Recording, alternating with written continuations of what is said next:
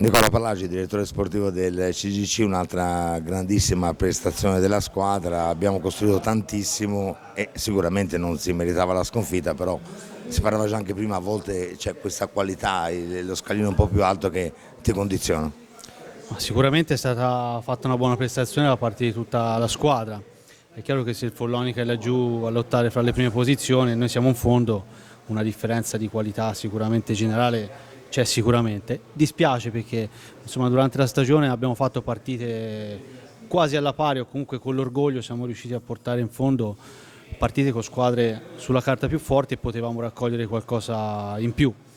Però vabbè, è andata così, manca una partita, è ancora aperto qualche cosina per noi in più della salvezza che ce la teniamo stretta perché non è mai un risultato scontato, comunque c'erano ragazzi che l'anno scorso avevano fatto la 2, ragazzi che sono venuti qui ma hanno dato tantissimo a questa squadra, però è chiaro che trovarsi in questa situazione di classifica poi è difficile esprimersi al 100%. Loro comunque ci sono riusciti, abbiamo fatto i punti quando servivano e ci godiamo questa salvezza.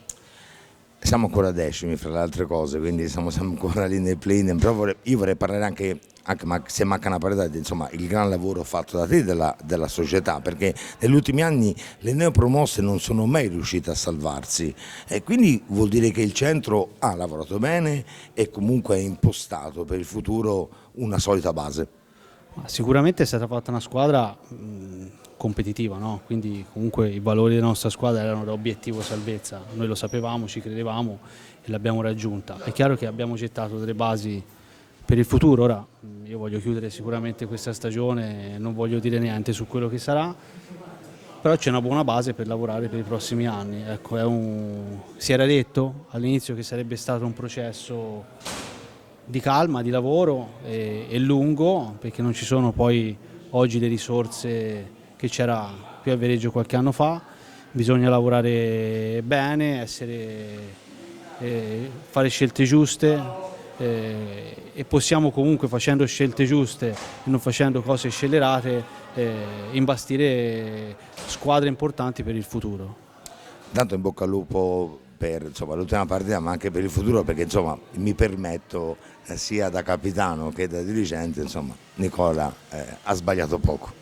Ma Lo dico io, no, lo dici te, ho sbagliato tanto, da giocatore sbaglio, da dirigente sbaglierò, ma è normale, no? Sbagliano grandi campioni, grandi dirigenti, figuriamoci se non sbaglio io. L'importante è farlo sempre a cuore aperto per la squadra nella quale sono cresciuto, per la città dove sono nato e quindi sicuramente lo faccio sempre per la mia città e per la mia società. Grazie Nicola. Prego, prego.